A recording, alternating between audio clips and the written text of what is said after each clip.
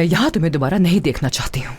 मगर मेरी बात तो... मुझे अगर मगर कुछ नहीं सुनना है। मेरा बेटा तुम्हारी बेटी की वजह से बहुत बड़ी मुश्किल में पड़ने वाला था। ना तुम्हें और ना ही तुम्हारी बेटी को मैं यहाँ दोबारा देखूं। सबा बिल्कुल बेकसूर है। मुझे तुम्हारी कोई बात नहीं सुननी है। मैंने आपको कभी नहीं देखा और ना ही जानती हूँ मैं आपको, फिर अचानक से क्यों तरस खा रही है मुझ पर?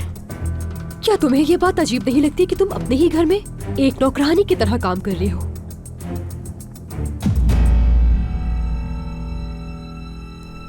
अपने ही घर में?